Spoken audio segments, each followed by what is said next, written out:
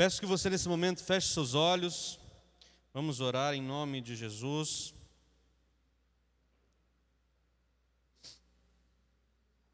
Amém.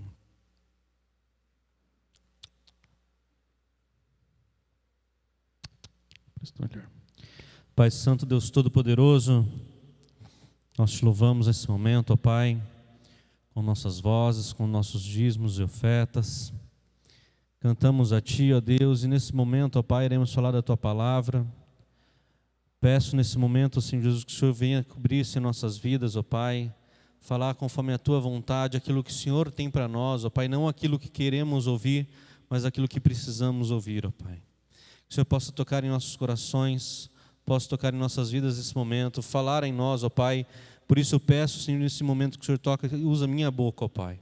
Seja instrumento seu para falarmos, Senhor Jesus, para falar com a Tua igreja, para tocar aos nossos corações, ó Deus. Assim nós oramos, pedimos e te agradecemos. Amém e amém.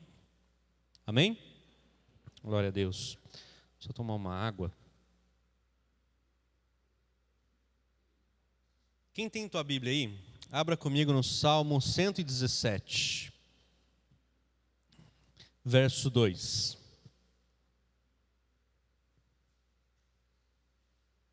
Estão todos me ouvindo bem? Sim? Então, beleza. Salmo 117, 2. Diz o seguinte: porque imenso é o seu amor, leal por nós, e a fidelidade do Senhor dura para sempre. Aleluia. Aleluia. Amém? Quando estava trabalhando e tentando escrever a mensagem, me veio uma canção, e até sobre ela que veio o discorrer da mensagem toda. Ela é uma música que chama Hard Fought Hallelujah, de Brandon Lake. E ela fala o seguinte, basicamente ela fala que lutas difíceis, ou numa tradução literal mais fácil da gente entender, é lutei com muita dificuldade. Pô, e lá vai ele falar de dor e tristeza e sangue de Jesus, né? Já basta o sangue do dia todo, da semana toda, de tudo que a gente tem que correr e fazer. Mas eu lembro que todo mundo gosta muito, né, de pegar a semana e falar, poxa, trabalha semana, para dar aquele dia que todo mundo fala que é o sextou, e aí entra o final de semana, se reúne com amigos. Não sei se você já passou por isso, de estar numa roda ou numa fogueira junto com amigos e a gente começar a contar histórias. Ou melhor, relembrar histórias. Histórias do que a gente já viveu, né, se esteve junto com amigos ou não, com familiares, das coisas que já se passaram, das dificuldades que aconteceram para que aquilo acontecesse. Eu faço com alguma frequência, não tanto quanto eu gostaria, mas com alguma frequência isso. E às vezes, na grande maioria das vezes, são as mesmas histórias que a gente conta. São as mesmas histórias. Não muda nenhuma vírgula dela, sabe? Só depende da pessoa que está contando, às vezes aumenta um pouco a mais, às vezes tira um pouco, e assim vai, mas continua sendo a mesma história. Eu lembro não sei se você conheceu o Nelson Rubens, que falava, eu aumento, mas não invento, né? Mas normalmente é a mesma história. E ela é recontada diversas vezes. Mas a cada momento que a gente conta, a gente relembra detalhes, sensações, emoções que a gente vivia naquela época, ou está vivendo, ou está passando por uma situação. Pô, e percebe que quão foi difícil até chegar naquela situação engraçada, quão foi legal ter feito aquilo ou não. E aí, estava pensando, sabe? Você já imaginou, se você pudesse sentar numa roda, imagina uma noite de lua cheia, lua clara, uma fogueira, sem estar frio, pelo amor de Deus, que esse frio não, mas, né? Mas você já imaginou sentar com algumas das pessoas que relatam na Bíblia para ele contar as histórias de verdade? Porque pensa o seguinte, tá? Você imagina você estar sentado, vamos falar com um dos apóstolos, com Pedro, e ele contando as histórias que ele passou com Jesus, não só as da Bíblia, porque eu creio, não sei se você crê, que a da Bíblia foi uma síntese daquilo que era necessário estar lá. Mas eu creio que aconteceu muitas outras coisas que não cabiam aqui dentro desse livro. Você já imaginou sentar com Paulo, apóstolo Paulo, que ele já viveu e já passou? Sem pensar que ele falou de 3 naufrágios, ser açoitado 3 vezes também, se não me engano. E fizeram um teste, né, com ele. Falam que quando a pessoa toma 40 chibatadas, ela morre. Chegaram nele sempre no 39, e aí eles não iam mais. Você já imaginou passar por cada uma dessas situações, mas serem contadas por eles? Mas lógico, não só as partes de dor, de sofrimento, mas as partes engraçadas. Eu acho que seria muito legal você poder ouvir de Mateus sobre a forma que Jesus, eu não sei se você tem essa mesma visão, mas eu vejo que Jesus, muitas vezes, ele era uma pessoa engraçada. Uma pessoa que sabia brincar muito bem com as palavras e às vezes ironizar a forma que ele falava para que aquilo que ele falasse fosse ao encontro real das pessoas.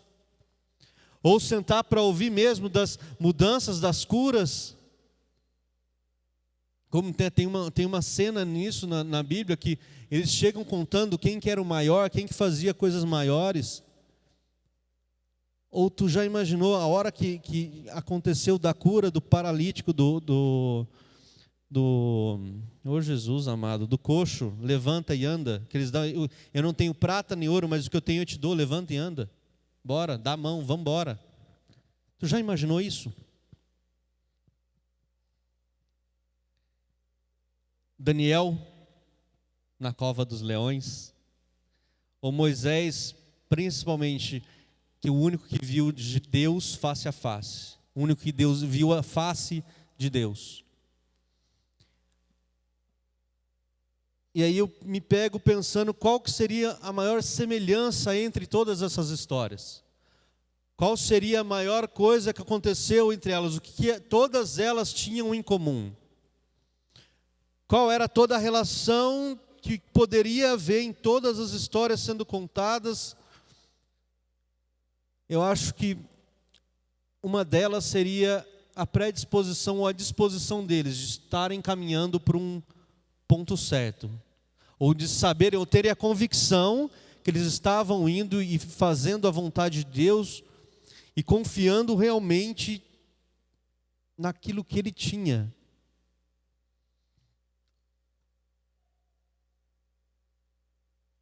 E também chegar um momento em que o sentir não valeria mais nada em determinados momentos. Não e confundam. Minha boca está muito seca, peraí. O que eu quero dizer com isso? Que em determinados momentos na história, você vai encontrar que todos esses personagens, eles tinham que enfrentar alguma coisa, e que o próprio sentimento deles iria contra a própria vontade deles, ou colocava até mesmo em dúvida a palavra de Deus para eles.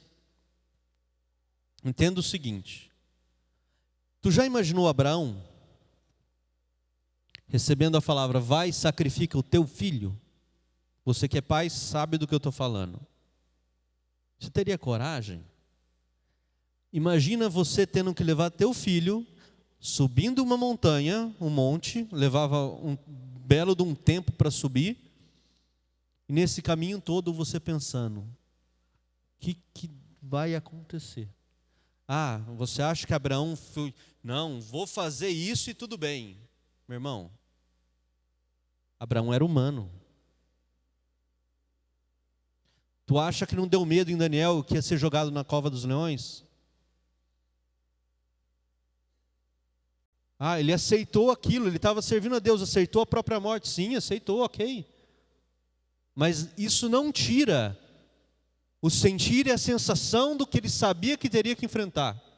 Se você vê como os apóstolos, e muitos deles foram mortos, eu não tenho medo da morte. Não, não tem. Põe você no avião, fala que desligou tudo, que ele começa a cair. Vamos ver se você não tem medo da morte? Até o ateu começa a gritar: Deus do céu, salva eu. Existem situações que faz você trazer aquilo que está mais dentro de você, mais em agonia, mais força, seja lá o que for, o instinto de sobrevivência, o que for. Mesmo que as situações você sabiamente vai se colocar em risco, ou vai colocar em risco aquilo que você ama.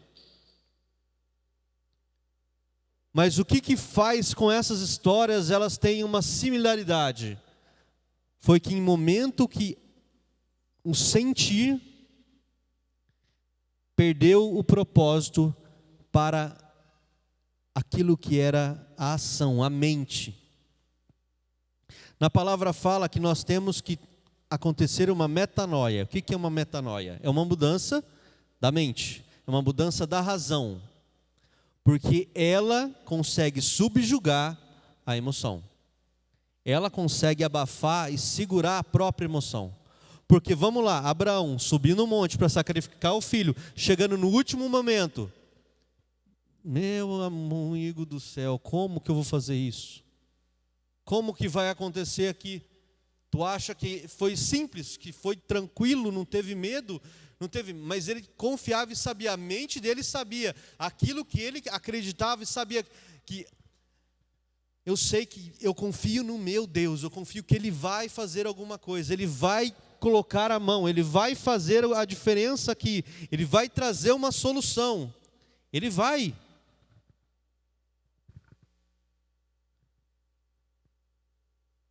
Mas e se não trouxesse? E se não acontecesse da forma que a gente espera acontecer?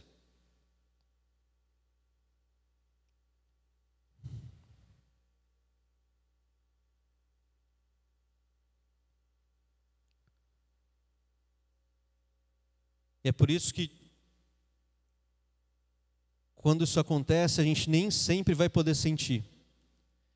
E é preciso agir com princípios. Princípios. E um dos primeiros princípios que nós temos é a confiança em Deus. O confiar em Deus. É uma das primeiras coisas, se não a primeira. E a briga que você vai encontrar hoje, o maior ataque que você vai encontrar hoje, a igreja, aquilo que foi dado a Deus por nós, é um ataque aos pilares daquilo que Deus colocou para nós também como igreja. Por quê? Porque se eu tiro a base estrutural da tua confiança ou daquilo que você acredita, todo o resto desmorona. Eu não preciso quebrar a parede do que você acredita. Eu só preciso tirar o pilar principal, que o resto cai. O resto desmonta. E ainda assim, me pergunto se ainda hoje haveria ou teria pessoas corajosas o suficiente para viver histórias tão incríveis, tão maravilhosas, como viveram os apóstolos. Ou como viveram aqueles que foram retratados na Bíblia. Ou se teríamos histórias a pontos de ser contadas, a serem retratadas, para ficarem ou serem contadas de geração em geração, de geração em geração. E por que disso? Porque se vamos colocar qualquer tipo de livro, qualquer coisa que a gente passa na nossa vida, a maior parte do tempo é preparação. É luta, é dificuldade, é isso, é ou não é? E quanto tempo que a gente verifica ou passa na parte boa, na parte da vitória, na parte da conquista, no clímax da história, no final feliz. É pouco tempo. É muito pouco tempo. Vou trazer um exemplo para vocês mais prático. Quando o surfista está na onda ou está no mar, o que a gente vê em foto, vídeo? O surfista pegando uma onda, passando sobre ela, deslizando sobre ela, fazendo manobras nela e saindo. Ok? O que acontece na prática de esporte do surf, que eu entendo um pouquinho mais? Você sabe quanto tempo dura você em cima de uma onda? Em média, tá? Mais ou menos 10 segundos. Depende de onde você está, da região, do país, seja do que for. Mas uma média, isso falando alto, tá? Mas vamos colocar uns 10 segundos aí.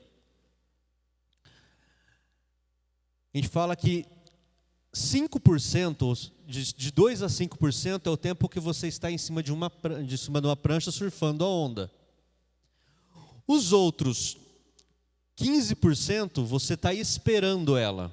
Ou seja, você está aqui olhando para o mar, esperando vir a onda para você pegar ela. E os outros 80%, até um pouco mais disso, você está remando, mudando de posição para encontrar e esperar que a onda venha. Ou seja, é uma canseira.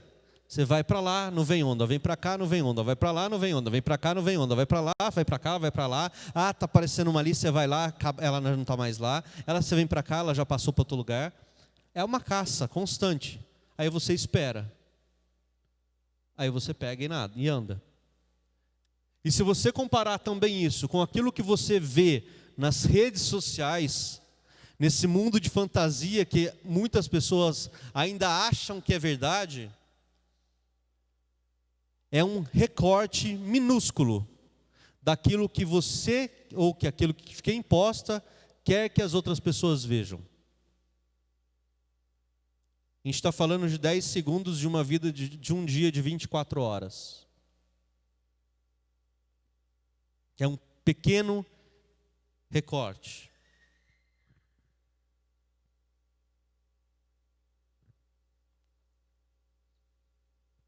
E para falar sobre um grande recorte, na verdade, da história daquilo que está na Bíblia, um dos menores livros.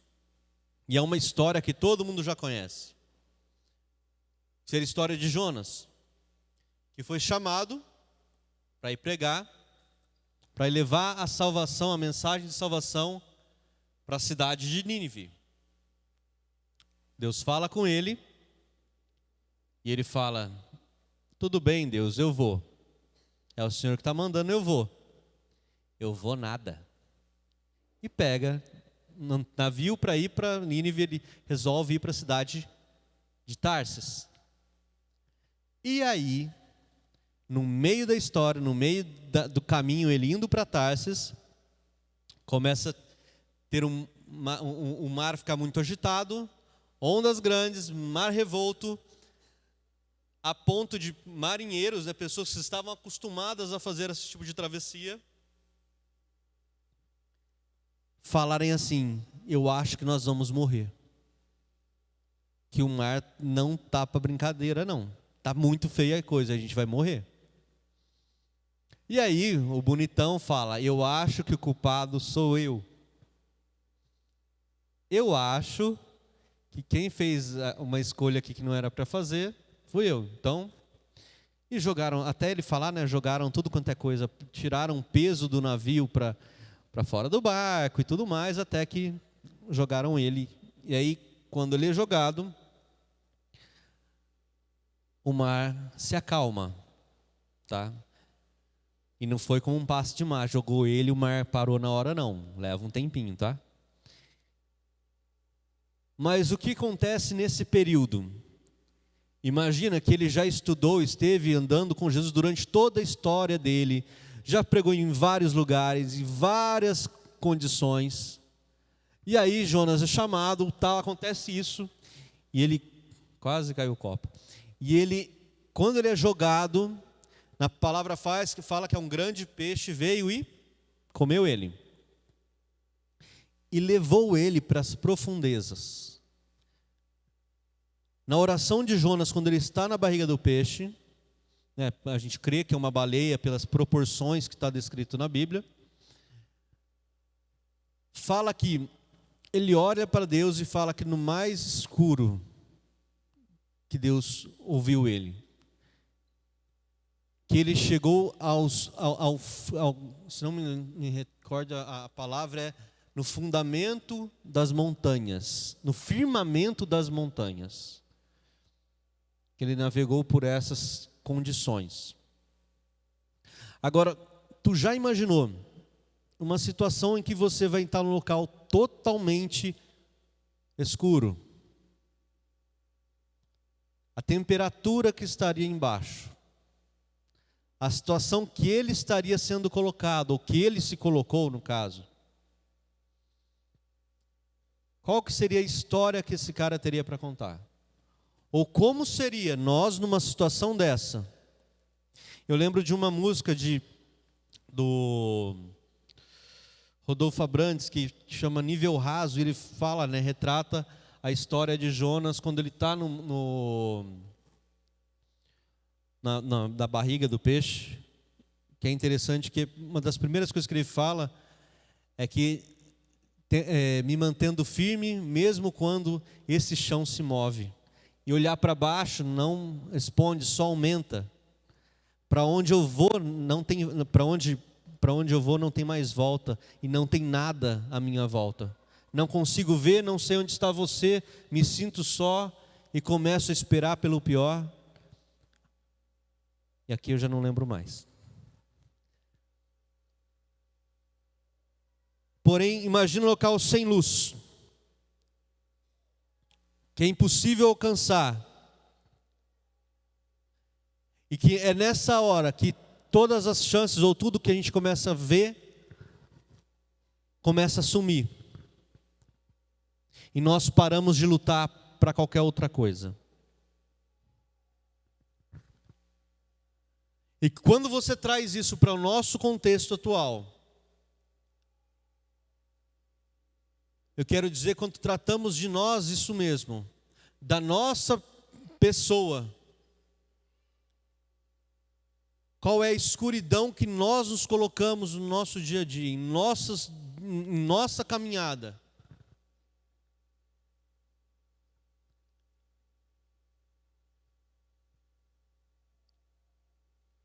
Ou, melhor dizendo, nossa escuridão, no nosso pecado, no nosso comportamento, naquilo que se transformou um hábito nosso, e que a gente já não consegue mais, ou melhor, a gente não quer mais, às vezes, trazer aquilo para a luz. Ou melhor, às vezes a gente nem sabe mais onde é essa luz para a gente poder voltar.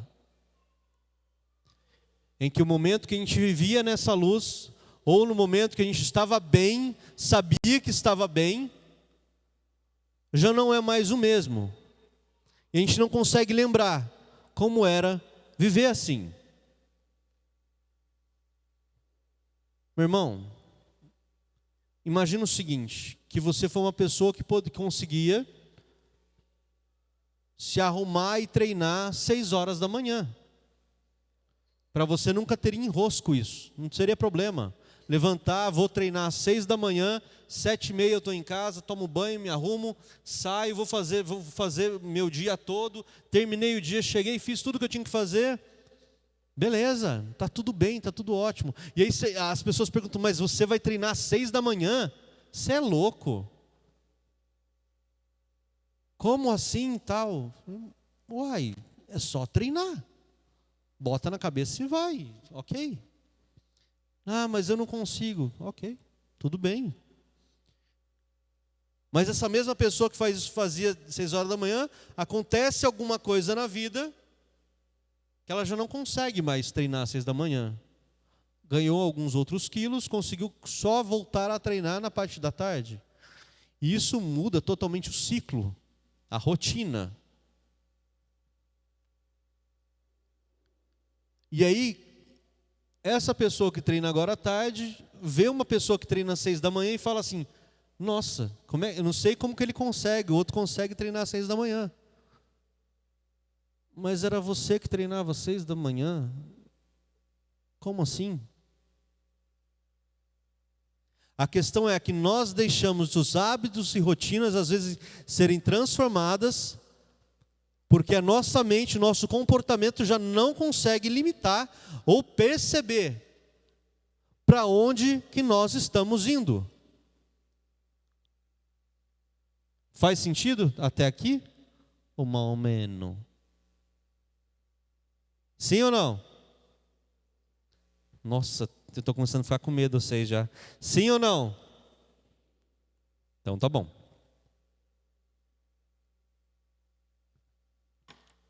E você sabe o que eu quero dizer isso?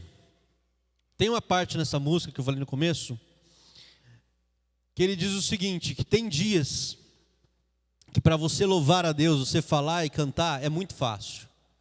Que tudo está muito bem, tudo está muito legal.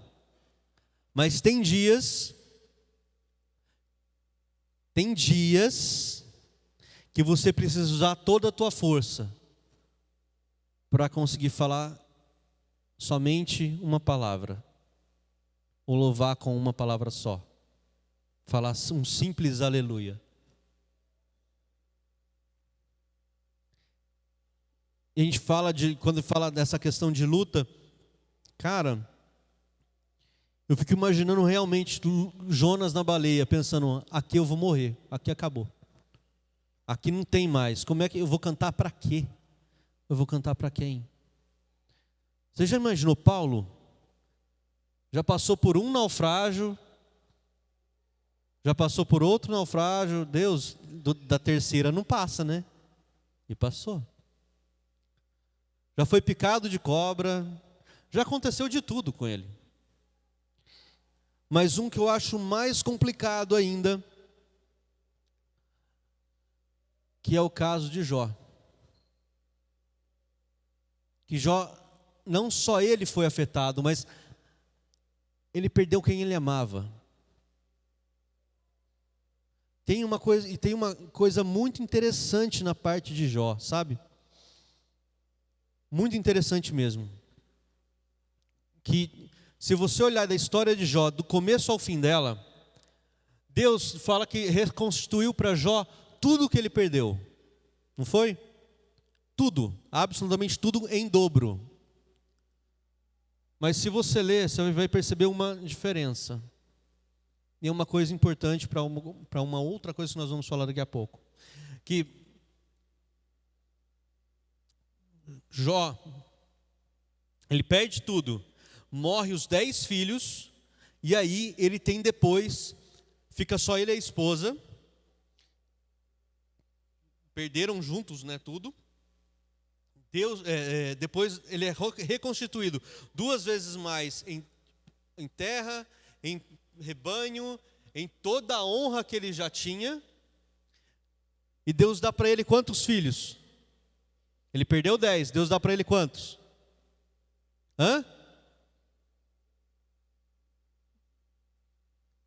Deus dá para ele mais 10 filhos. Mas não estaria errado a conta? Porque se fala que vai reconstituir, está difícil de falar essa palavra, vai dar de novo para ele o dobro, seria 20, não seria? Mas a palavra fala que ele dá 10 filhos novamente. Porque ele já deu o dobro. Porque diferente dos animais, diferente dos terrenos, diferente dos rebanhos, o ser humano para Deus não é substituível. Os 10 filhos morreram, mas eles não deixaram de ser filhos de Jó. Deus dá mais 10 para ele, porque tendo mais 10, ele teve ou tem 20 filhos. Essa é a diferença. É assim que Deus nos olha. Olha para nós, não como nós sabemos da nossa insignificância, mas Deus olha para nós com um olhar de pai que nunca vai se esquecer de você. E que nunca vai esquecer porque te criou e para que você foi feito.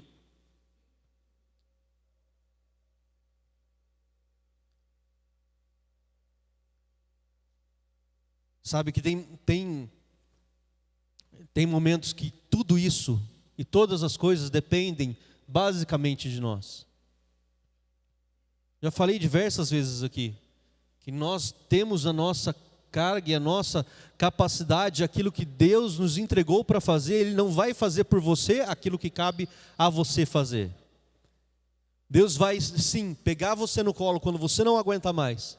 Ele vai estar com você nos momentos que são insuportáveis, mas Ele não vai te impedir de passar por alguma coisa, porque Ele, como Pai, Ele vai te acolher e vai segurar na tua mão para ir junto, mas não vai fazer por você, porque para você alcançar algumas coisas, para você estar pronto, você precisa passar pelo fogo.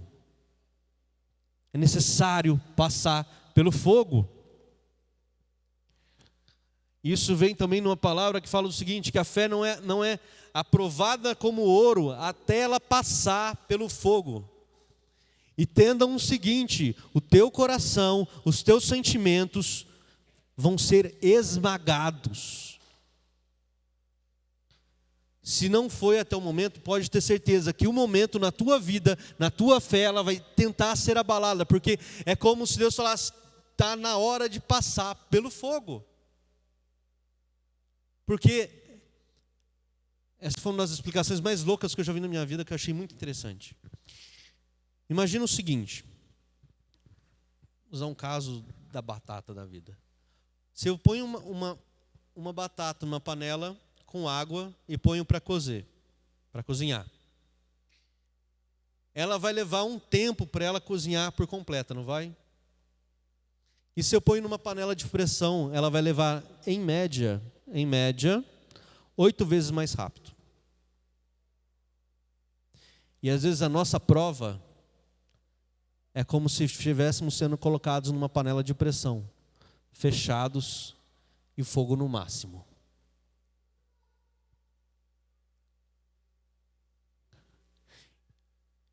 E eu fico pensando, sabe, por que teríamos que passar por algumas situações?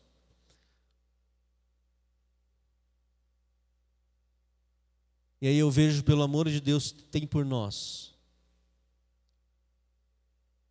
Tem uma frase que assim, que são momentos de luta que moldam aquilo que nós fomos designados para ser. São momentos de provação, que moldam o caráter que nós temos em Deus, para que possamos passar por todas as coisas e todas as dificuldades. Na palavra nunca disse que ia ser fácil. Nunca foi falado disso.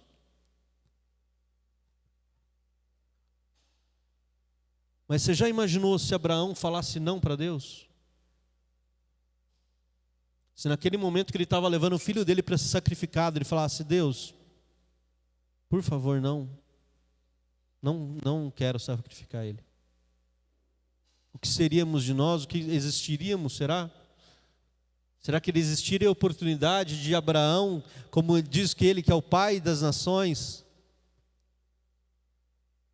Será que existiria nações?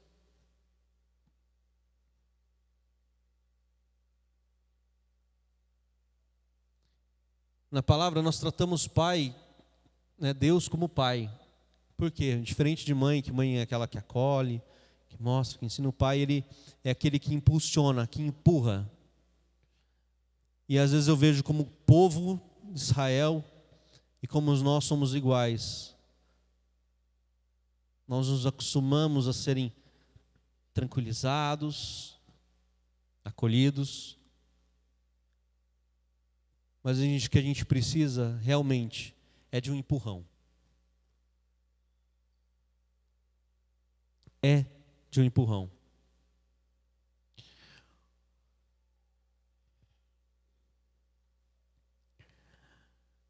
E hoje fica isso um pouco difícil, né? Principalmente com a geração que temos agora. Inventaram que tem pessoas, amigos que moram fora, que isso é muito forte, principalmente quando a gente fala na Europa. Que o que importa agora é ser feliz, o importante agora é o amor, e que a pessoa pode ser e fazer o que ela quiser, que é importante que a pessoa busque a própria felicidade. Só que a vida não é assim. Ela não existe dessa forma. A vida ela não funciona dessa forma. E ela, por não ser assim, se você percebe que vai ter pessoas na Bíblia que demonstram exatamente isso. E um dos maiores exemplos disso é o apóstolo Paulo. O apóstolo Paulo, ele implantou igrejas, pregou para muita gente. Ele que escreve a maior parte das cartas que tem na Bíblia, mas a palavra fala que ele tinha um espinho na carne. O que seria esse espinho na carne? Até hoje a gente não sabe o que é, mas entende-se, não, subentende-se que é alguma doença, alguma coisa que ele tinha, possivelmente estômago, alguma coisa assim, tá? Possivelmente. Isso eu lembro que até na canção diz o seguinte, que isso derruba as paredes do orgulho e mantém Paulo na dependência de Deus, para que nunca ache que é por ele mesmo as coisas. Isso quer dizer o quê? Que a nossa dependência de Deus vai levar a nós a coisas, pode nos levar a coisas extraordinárias. Mas nós temos sempre que nos lembrar que nós somos dependentes dele. Que a nossa necessidade está ligada a quem ele é e a quem ele é em nós. Ou principalmente a quem nós achamos, né? Porque na verdade nós precisamos entender a quem realmente Deus é do que aquele que nós achamos que Deus é. Não adianta a gente crer num Deus que a gente cria para nós. O que quero dizer com isso? É aquilo que a gente olha na palavra e diz assim, talvez isso aqui não seja para mim. Mas na verdade é. Ou aceitarmos aquilo que está na palavra como meia verdade.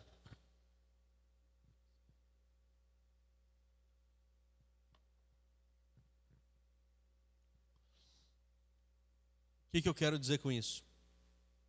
É que eu aceitar a fala que Deus é amor é perfeito. Mas eu não aceito quando fala que Deus também é justiça.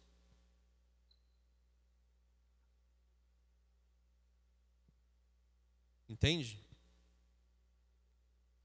É fácil eu ler a Bíblia e falar só daquilo que, nossa, que maravilhoso isso daqui. Mas não aceitar pagar o preço se você quer ter realmente aquilo. É você orar, orar e orar, esperar mudança, mas sem fazer nada por aquela mudança.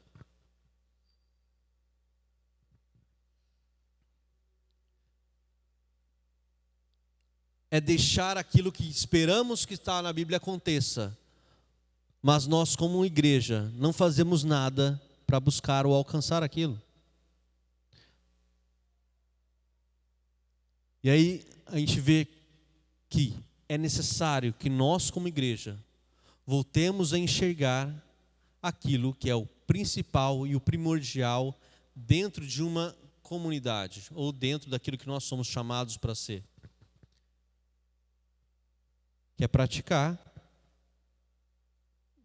o amor de Deus uns com os outros. Falando no nível igreja, tá? Não estou colocando lá fora. Igreja, igreja. Por que eu quero dizer isso? Por quê? Todos aqui se conhecem? Sim ou não? Não. Todos aqui sabem o nome um de outro, se olhar para o lado que conhece? Se passar na rua, você consegue reconhecer quem é que é daqui? Então vocês não são comunidade. Entendeu? A questão é que muitas vezes estamos tão loucos com a nossa vida, de chegar e vir num culto de domingo, no culto da manhã ou de noite, numa sexta-feira, ou numa campanha, vir buscar a minha bênção. Mas estamos nem aí com quem está no nosso lado. Você sabe o que eu... Olha aqui, eu tenho já quase 40 anos de nascido e quase 40 anos de dentro da igreja. As mesmas coisas que eu ouvia há 25 anos atrás, 30 anos atrás, é a mesma coisa que eu ouço hoje. Ai, eu não vou mais lá não, sabe por quê? Ele não olhou na minha cara. Eu não, gente do céu, eu não tenho paciência mais com isso não. Sei que até hoje eu ouço isso. Ai, mas eu não. Ai, tem dia que olha na minha cara, tem hora que não olha, tem dia que cumprimenta. Ai, eu nem cumprimento mais. Até nisso? Até quando? Até quando vamos viver desse jeito? Chega de manhã, vai lá, chegou aqui. E muita gente, eu falo porque muita gente é assim. De chegar na igreja, acabou o culto. Tum. Mas é igual, não sei se é da época de todo mundo aqui, lembrei de falar de David Copperfield? Já ouviram falar? Conhecem? Mr. M, é a mágica do sumiço. Falou amém, se abriu o olho e já sumiu da igreja. Não sei nem como, o carro nem está lá mais, você nem vê. Nós como igreja precisamos ser igreja.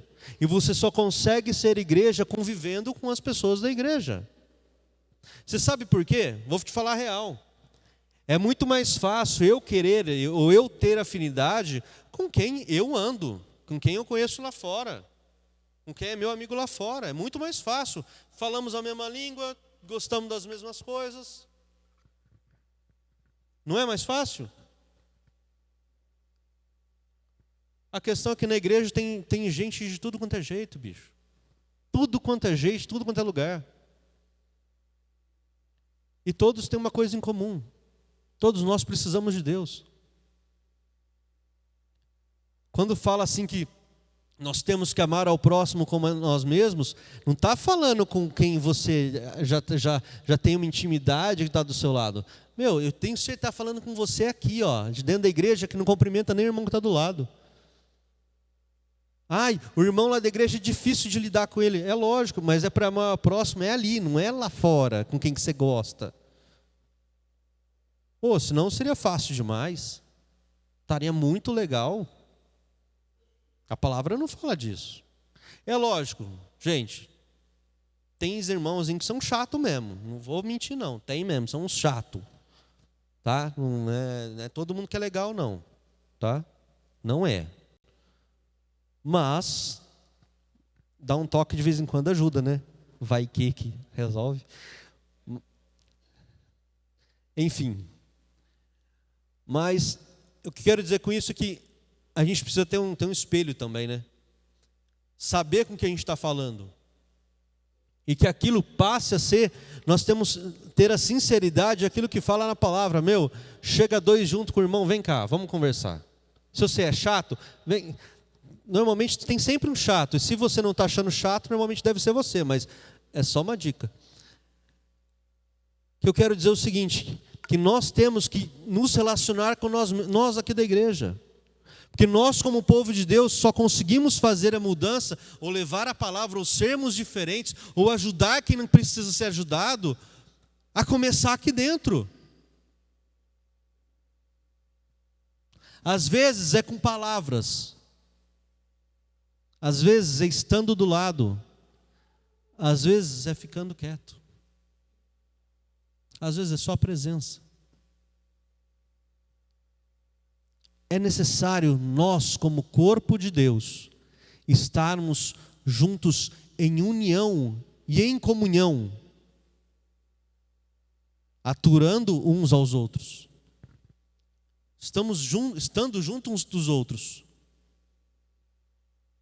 E principalmente, crescendo junto, para que comportamentos ou conversas de que, eu acho que eu não vou na igreja não gosto daquele irmãozinho que ele nem me cumprimenta. Gente, não dá mais. Deixa eu te falar uma parada aqui, ó. Não sei se vocês estão sabendo, se você olhar hoje a geopolítica que está acontecendo no mundo, o que eu quero dizer com geopolítica? Todas as políticas internacionais e como elas estão acontecendo, a gente está avançando significativamente para o fim do mundo. Não estou falando fim do mundo, que vai explodir o mundo e tudo vai morrer, não é isso não. Eu estou falando que está muito próximo da vinda de Jesus. Está muito próximo. Está muito iminente isso. Eu sei que na palavra fala, que até o apóstolo fala que para ele já era dias de acontecer, porque ele já estava ruim naquela época. Só que você imagina que hoje a nossa cadência de anos, nós estamos avançando, preste atenção, 100 anos em 10 anos. Com a tecnologia, com tudo que nós estamos vendo hoje. 100 anos em 10. Estamos dizendo que nós estamos avançando, é a mesma cadência que 1 ano equivale a 10 anos de avanço científico e tecnológico. Meu irmão, a marca da besta que o pessoal achava há alguns anos atrás, que era uma tatuagem que ia colocar aqui, já foi. A coisa hoje está mais rápida, mais avançada, que não tem nada a ver com isso. O tempo hoje, a tecnologia está avançando para algo que você nem vai perceber e já está acontecendo. Agora me diz, o mundo está acabando, a coisa está acontecendo aqui, e ainda eu tenho que ficar ouvindo. O irmãozinho está olhando na tua cara. Gente, a gente não tem mais maturidade para isso não. A não ser que você a primeira vez que se converteu aqui, estou há 2 meses na igreja, falar isso é aceitável sim, está aprendendo. Mas quem já tem 2 anos dentro da igreja, 10 anos, 30 anos, 40 anos, 50 anos, responder e falar uma coisa dessa, não dá mais. Eu acho que eu dei uma fugida da mensagem, espera aí. Vamos voltar aqui.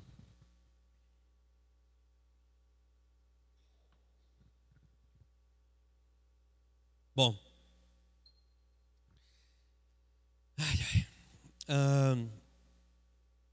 Falando sobre Paulo, né? A gente falava que Paulo, apesar dele, tudo que ele fez, tudo que é relatado na Bíblia, de todas as passagens dele, que deve ter sido maravilhoso, havia o espinho na carne dele, que era o que quebrava as paredes do seu orgulho. E você percebe que durante essas histórias, só tem história aqui quem passou pelo deserto. E um baita de um deserto. A questão é que para você estar preparado para receber, o quão disposto você está disposto a ir. Se você está preparado para receber grandes coisas, pelo que a palavra fala, quem nós somos, Deus coloca que nós somos a princesa dos olhos de Deus, somos filhos de Deus, sacerdócio real, nação santa, o quão disposto você está a ir para cumprir esse chamado, esse papel. O quão fundo você está disposto a ir. Em Ezequiel 47, de 3 a 5, não precisa pôr, não precisa procurar. Depois, se você quiser ler na sua casa, você lê. Lá fala sobre o mergulhar em águas profundas. Que fala que Deus levou Ezequiel em visão e tal, tudo mais, que tinha um rio de Deus que jorrava do trono de Deus. E que a distância que o anjo levava ele era de 1000 côvados. 1000 côvados? 1000 côvados, acho que é 1000 côvados. Que davaria mais ou menos 513 metros. Que levou ele para a primeira margem do rio e lá a água vinha à altura do tornozelo.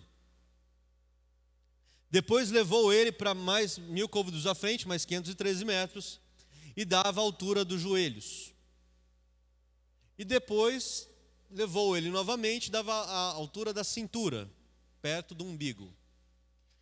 E depois levou ele para a água, antes de chegar no outro lado, em que não se dava mais pé.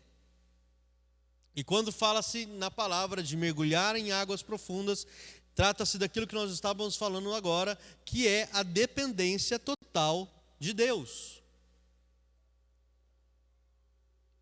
E retrata do seguinte, por isso que eu falo para você, o quão disposto você está aí. Uma coisa é quando você está com o pé no chão, e você está andando em um lugar que tem água, e só está batendo no teu calcanhar, teu tornozelo. Outra coisa que você vai conseguir andar com um pouco mais de dificuldade, mas você consegue correr. Chegar no teu joelho. Vai te travar um pouco mais, mas você ainda tem pé no chão. Quando chega a altura da tua cintura, você que já foi no mar sabe que quando bate a água você tem um pouco mais de dificuldade de se manter estável. E na palavra fala, quando fala que tem locais que você consegue ir nadando, e que a profundidade é muito grande, quer dizer que nesse lugar você não depende mais de você. Assim como os apóstolos, você tem coragem hoje de ir num local que você somente consiga depender de Deus? Teria coragem de chegar num ponto que somente assim, para continuar? Sabendo que as provações e lutas são uma preparação, um treinamento? Se você pensar e colocar na mente igual foi para José, José que foi de morto, de um cara dado como morto para o pai dele e para Jacó, colocado numa vala, numa cisterna, não sei lá Deus o que era aquele poço, para ser vendido como escravo e para depois chegar a um posto que não existia na época, mas foi colocado pelo faraó como um posto simbólico de governador do Egito, sem saber que ia passar por isso, mas ele era preparado para isso. Ou Davi, que saiu de um pastor de ovelha a se transformar num rei. E tu acha que Davi saiu de ovelha a se transformar num rei, foi rápido, foi fácil. É uma história condensada ali, mas imagina o tanto. A história conta, por outros relatos que... Você sabe aquele trem que ele girava lá, funda, para jogar? Existiam em Israel experts na arte de girar a funda. E que conseguiam girar a funda tão rápido e lançá-la tão forte, com uma mira extremamente precisa, e que é possível de fato Davi ter girado a funda, ter lançado, e essa funda ter encontrado, se fosse um buraco pequeno na testa de um gigante, ou de onde for, ele ter acertado, porque ele treinava aquilo. Existia essa elite de guerreiros, essa elite de coisas em Israel. Foi do nada que ele sabia aquilo. Foi pura sorte ele ter pego lá e girado e tacado. Não foi, meu irmão. Preste atenção, Deus usa você naquilo que você começa a se capacitar, naquilo que você está preparado para fazer e para ser. Ele te usa nisso, tá ligado? Você acha que ele aprendeu a matar fácil? Ele mexia e sabia de Deus à toa, assim, ele tocava à toa, só para quando era chamado por Saul, que quando ele tocava a harpa, expulsava o demônio que estava em Saul. Existia uma preparação para todos eles. E aí vem a questão, o quanto você tem se preparado? O quanto você tem sido preparado com as tuas lutas para aquilo que Deus quer fazer com você através delas?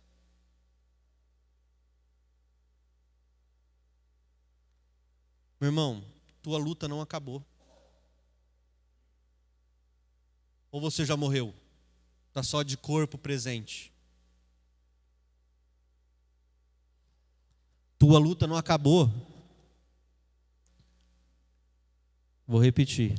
A sua luta ainda não acabou.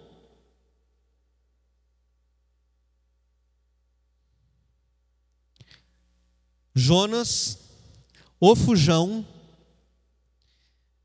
foi cuspido e levou uma cidade inteira para a salvação. Não foi? Inteira. O que você tem que perceber no livro de Jonas é que existia um plano perfeito de Deus. Por quê? Preste atenção. Nínive era um povo bárbaro e que matava todos que eles encontravam. Matava mesmo. Homem, criança, mulher, seja o que for. E que, preste atenção, quando Jonas foi cuspido, ele foi cuspido na areia, foi cuspido na praia. E viram ele sendo cuspido. E existia uma história para esse povo, uma profecia na religião deles que todos tinham que ouvir o Deus que seria cuspido de um peixe. Meu irmão, era uma cidade gigante, praticamente 120 mil pessoas. Quem que ia acreditar num louco que ia ser cuspido de um peixe na praia? Era uma profecia. Uma profecia de um povo bárbaro que seria usado para a salvação da cidade toda. Mas eu te pergunto, era plano de Deus então ele ter ido para Tarsis? Porque se ele não fosse para Tarsis, como que ele ia chegar lá e eles iam ver e o povo ia dar voz para ele, ia deixar ele falar, para que eles pudessem ouvir a palavra de Deus? A questão é que existiam dois pontos a serem trabalhados. O primeiro, a salvação daquele povo. Tinha que haver um jeito deles ouvirem realmente. O segundo, que Deus estava trabalhando em Jonas. O trabalhar dele não era só na cidade de Nínive, mas era em Jonas. Quer saber por quê? No último texto de Jonas, diz o seguinte, Jonas 4, do 9 ao 11, diz assim, não precisa abrir, tá? Jonas fica chateado, irado com o povo, na verdade ele está irado por causa de uma planta, que ele pregou, o pessoal se salvou, ele ficou bravo do pessoal ter se salvado, ele fez um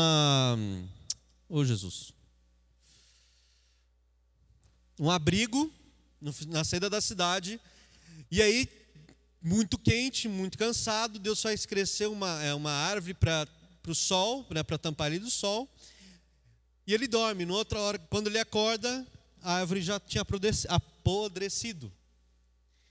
E aí, Deus fala assim para Jonas. Deus, porém, disse a Jonas, você tem alguma razão para estar tão furioso por causa dessa planta? Ele estava muito bravo. Não só por causa da planta, tá? Por causa de ter salvo também o povo de Nínive. Ele respondeu, sim, tenho, e estou furioso a ponto de querer morrer. O Senhor, porém, lhe disse, você tem pena dessa planta, embora não a tenha podado, nem a tenha feito crescer. Ela nasceu em uma noite, e em uma noite morreu. Contudo, Nínive tem mais de 120 mil pessoas que não sabem distinguir a mão direita da esquerda, além de muitos animais. Não deveria eu ter pena dessa grande cidade?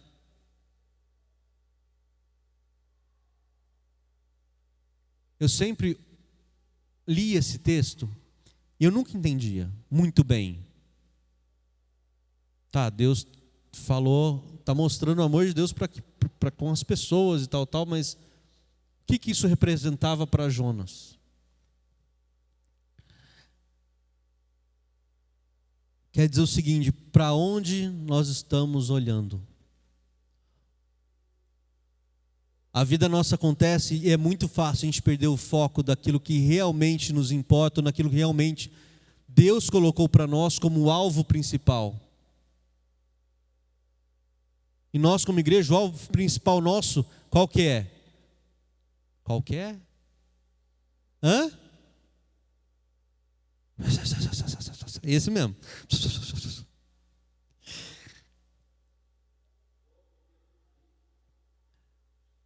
O alvo principal nosso como igreja é fazermos o reino de Deus nessa terra enquanto Ele não vem.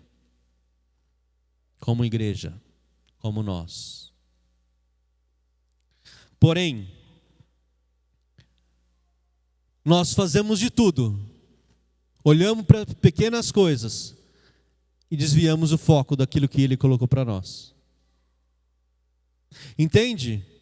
Ficamos irados e bravos por coisas tão inúteis, tão pequenas, tão insignificantes, como o irmãozinho não olhou para mim, não me cumprimentou hoje.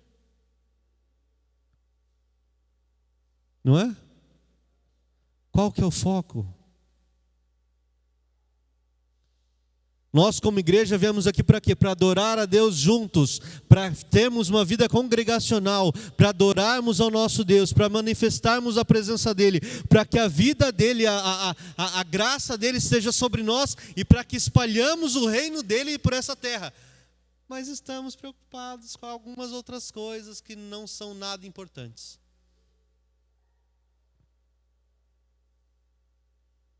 Ai, mas e a dor que nós passamos? Ah, mas está acontecendo isso comigo, está acontecendo, meu irmão, vai acontecer mais ainda. Tu vai continuar tendo dor. Que ânimo, né? Vai continuar tendo dor, vai continuar acontecendo coisas ruins. Até que Ele venha, meu irmão. O que nós precisamos é manter a fé, manter a experiência que nós temos, manter a graça que Ele tem nos chamado, porque cada luta, cada dor e sofrimento é como o fogo está nos moldando para sermos aquilo que fomos designados para ser, a esperança dessa terra.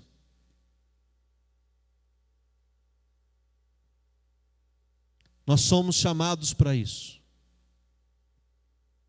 Para levar o amor de Deus para essa terra. Para sermos transformadores nessa terra.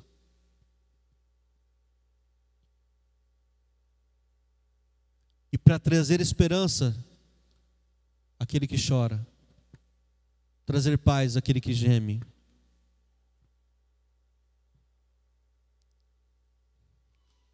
É conosco isso.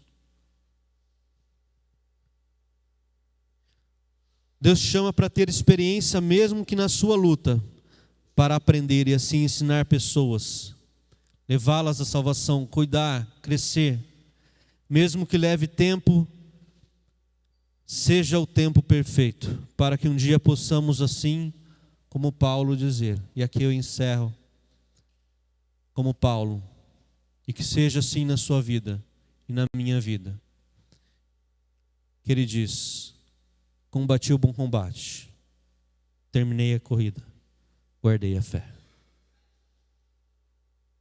E que essa seja a esperança das nossas vidas. Meu irmão, tudo passa.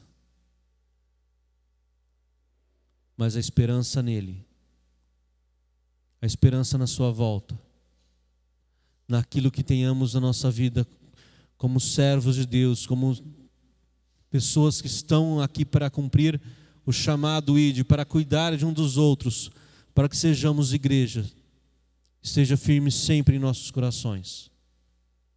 Em nome de Jesus.